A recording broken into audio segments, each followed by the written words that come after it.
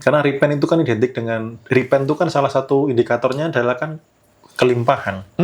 Nah, kelimpahan itu kan 3 aspek. Kalau nggak punya uang berarti kan itu kekurangan.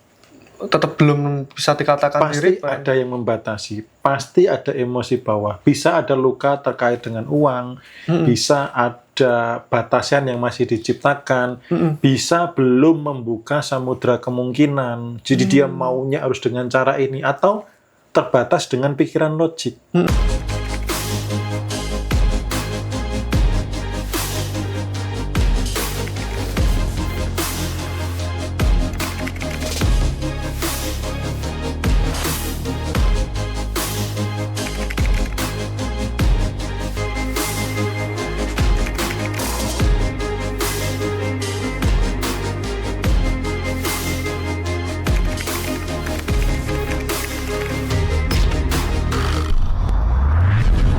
Mas Bimo bilang bahwasanya higher self dan intuisi itu sebegitu pentingnya ya.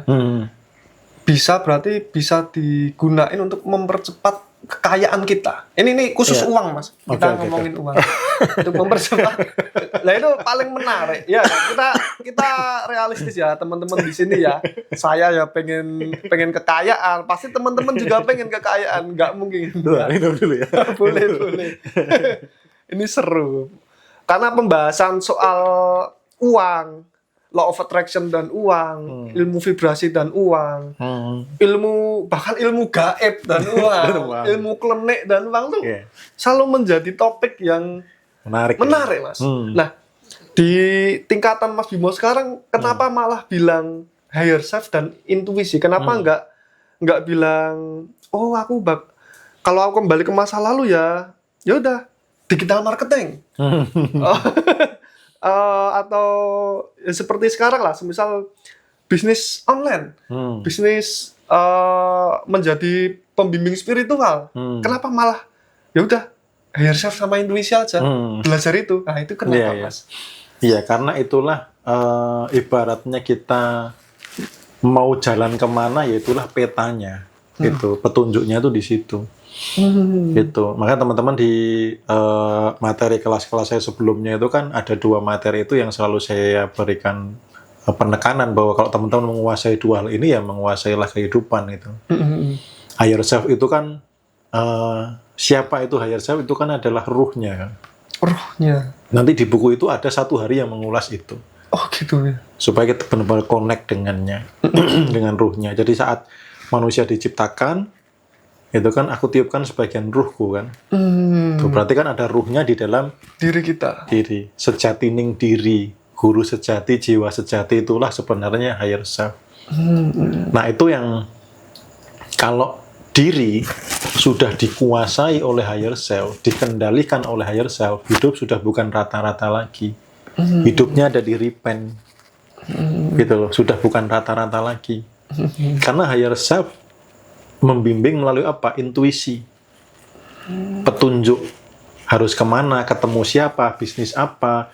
Berapa banyak keputusan yang dulu saya lakukan itu yang salah karena ego, dan berapa banyak juga keputusan yang sekarang serba tepat dan akurat karena higher self melalui intuisi.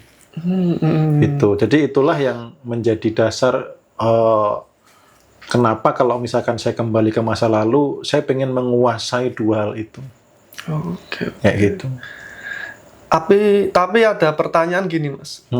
Kalau kita udah menguasai higher self, sudah berada di repent, tapi kita tidak dikehendaki untuk menjadi kaya, kita tidak dijadikan, kita tidak mendapat uang ketika berada di repent, itu gimana, Mas? Sepertinya itu sangat minim sih gitu. Sangat minim ya. Pasti ada sesuatu hal yang belum beres. Pasti ada sesuatu hal yang belum dilepaskan. Karena repent itu kan identik dengan, repent itu kan salah satu indikatornya adalah kan kelimpahan. Nah, kelimpahan itu kan 3 aspek. Kalau nggak punya uang berarti kan itu kekurangan. Tetap belum bisa dikatakan pasti ada yang membatasi, pasti ada emosi bawah, bisa ada luka terkait dengan uang, bisa ada batasan yang masih diciptakan, bisa belum membuka samudra kemungkinan, jadi dia maunya harus dengan cara ini, atau terbatas dengan pikiran logik. Gitu loh. Karena pikiran logik ini tanpa tidak disadari itu membatasi. Oke. Gitu. Kan saya cuma lulusan SMA. Atau kan saya cuma ibu rumah tangga. Suami saya gajinya cuma 5 juta sebulan. Kenaikan gaji setahun sekali. Gimana mau kaya? Itu kan batasan. Ketika persepsinya begitu, ya kehidupan akan begitu. Ketika begitu menciptakan rasa kekurangan dan dipelihara, ya akan berada di kekurangan terus-menerus gitu. Oke. Ini ada pertanyaan dari David Juli. Mas Bimo, apakah sesudah di puncak penthouse kita langsung bisa menanyakan apa arti hidup ini? Ya, otomatis akan terbawa. Otomatis akan terbawa. Bahkan dalam perjalanan ke sana tuh teman-teman nanti sudah mulai bertanya, kenapa saya diciptakan gitu? Apa kehendaknya menciptakan saya di dunia itu? Oke. Nggak mungkin kan Tuhan iseng gitu loh. Tak nyetain Denny lah, iseng-iseng nyetain Denny lagi gabut gitu kan. Tak nyetain Denny aja lah gitu. Lagi gabut soalnya gitu loh. Kan nggak mungkin juga. Pasti ada visi misi besar yang disertakan dalam kisah penciptaan itu. Gitu. Nah, kalau penthouse itu kan sudah berada di situ, otomatis jadi pemahaman itu akan terjadi sebelum mencapai ke sana. Gitu. Justru pertanyaan itu menggelitik bagi saya ketika saya belum mencapai di titik yang seperti sekarang. Ya. Makanya ada keinginan untuk saya nggak mau hidup saya sia-sia. Saya mau hidup saya dipakai olehnya sebagai alatnya itu. Saya nggak mau hidup saya hanya untuk memenuhi ego saya dan ego kecil lah, keluarga gitu ya. Kalau bisa berdampak, ya ketika saya sudah dipanggil kan berarti saya dipanggil dengan tenang gitu loh. Karena sudah tidak sia-sia gitu loh. Karena apa artinya hidup kalau hidup nggak berarti buat orang lain, atau hanya berarti untuk lingkup keluarga saja gitu. Sementara Tuhan pasti punya visi misi besar. Jadi kadang pertanyaan itu menggelitik sebelum mencapai di sana. Nah, jawabannya bisa di tengah jalan, bisa pas mencapai puncak, itu sesuai dengan kehendaknya, sesuai dengan teman-teman nanti bagaimana disiplin melepas itu. Karena ketika melepas emosi level bawah, salah satu indikatornya kan mengalami ketenangan. Ketika mengalami ketenangan, sinyal intuisi itu kuat. Gitu. Nah, ketika sinyal intuisi kuat, maka kenapa kamu diciptakan, untuk apa kamu hidup, ini sudah langsung dikasih tahu. Oke. Gitu. Berarti ketika keinginan ego kita sudah terpuaskan semua, uang udah kita peroleh, keberlimpahan udah kita peroleh, spiritual juga kita peroleh, berarti keinginan kita juga pasti berubah kan, Mas? Kita udah nggak mikirin diri sendiri aja, kita mulai memikirkan. Nah, kalau di repent itu sebelum ke situ sudah memikirkan orang lain. Oh, seperti itu ya? Karena udah selesai dengan diri. Iya, karena kalau begitu tuh justru malah kadang bisa jadi kesulitan masuk repent karena itu di situ masih ada unsur egois. Jadi intinya aku dulu yang terpenuhi, itu kan muncul dari rasa kekurangan. Kelimpahan identik dengan apa? Berbagi. Oke. Dengan berlebih dengan memberi. Gitu. Makanya kenapa kadang orang nggak sampai di kelimpahan, karena harus aku dulu gitu. Itulah yang saya balik. Ketika di kondisi minus, bisa nggak orang lain juga tak bagi, supaya memunculkan rasa kelimpahan, supaya terbiasa dengan kondisi berlimpah, walaupun masih minus. Gitu. Karena dalam repent ini kan seperti Mas Bimo kemarin bilang, kita memasuki ranah misteri ya. Yang namanya misteri itu ya kita nggak bisa menduga-duga ini.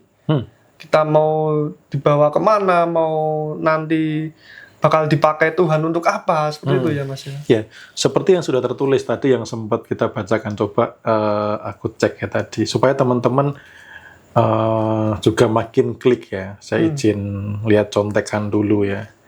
Tadi yang tidak disangkananya itu loh, Bu.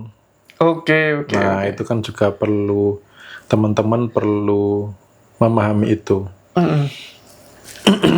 Nah, kok dari keilmuan repent ini nggak bertentangan dengan agama ya Mas? Iya, nggak salah. Bukan sebuah sekte baru kan Mas? Agama baru kan. Justru malah ilmu repent ini diciptakan Mas Bimo selaras dengan ajaran-ajaran spiritual ya. Ya, karena SK kehidupan. Dan tidak mungkin menyalahi menyalahi aturan kemanusiaan, agama itu enggak ya Mas? Nah, di situ kan dituliskan kan, barang siapa bertakwa kepada Allah, niscaya dia akan menjadikan baginya jalan keluar dan memberinya rezeki dari arah yang tidak disangka-sangka. Oke, itu kan sebenarnya misteri. ayat 1000 dinar itu ya, surat At-Talaq ya Mas? Iya, 2-3. Inilah repent. Jadi nanti selamat datang di kehidupan yang melampaui logika.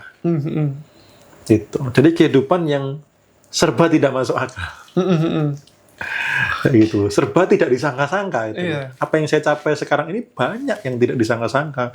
Saya punya brand sendiri parfum, memang kepikiran dulu nggak pernah. Nggak mikir ya. Kita podcast gini saya nggak pernah kepikiran, nggak disangka-sangka. Ya. Gitu. Makanya saya sering membaca cerita tentang nabi-nabi. Ya, nabi-nabi zaman dulu tuh ternyata kaya-kaya.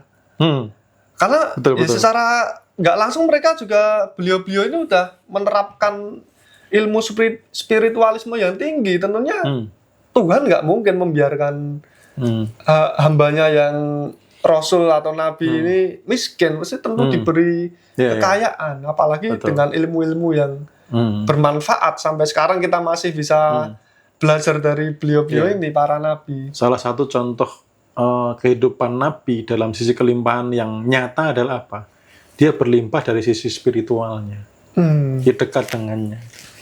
Itu yang kadang orang mikir kelimpahan cuma soal harta gitu. Bukan berarti harta nggak penting ya teman-teman. Saya pengen mengajak teman-teman tuh berkesadaran bahwa kelimpahan itu ada 3 aspek itu. Ya materi, dari sisi emosional, dan juga dari sisi spiritual. Supaya itu kepegang semuanya, itulah kehidupan yang ideal. Itulah kehidupan yang ideal. Oke. Ini kita tutup malam hari ini. Siap. Teman-teman semua, dalam episode kali ini sudah cukup banyak ya kita bahas tentang ilmu repent.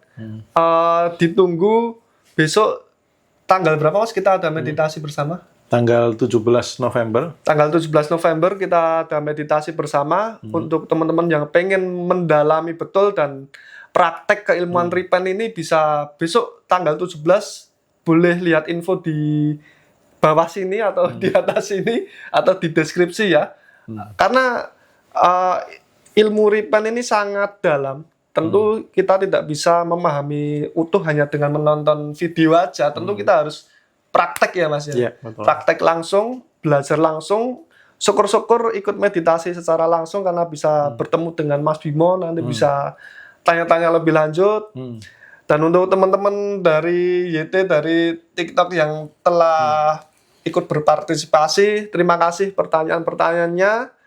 Nanti kalau mau bertanya lagi, bisa nanti di kolom komentar di bawah dari teman-teman YT yang mau bertanya di kolom komentar. Besok kita di episode selanjutnya kita akan membahas lebih dalam lagi soal repent.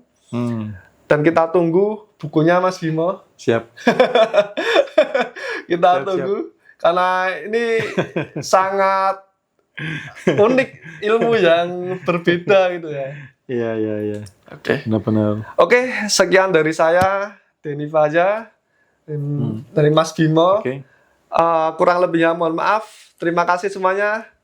Dadah. Sampai ketemu Sampai di next bertemu. podcast ya. Ya.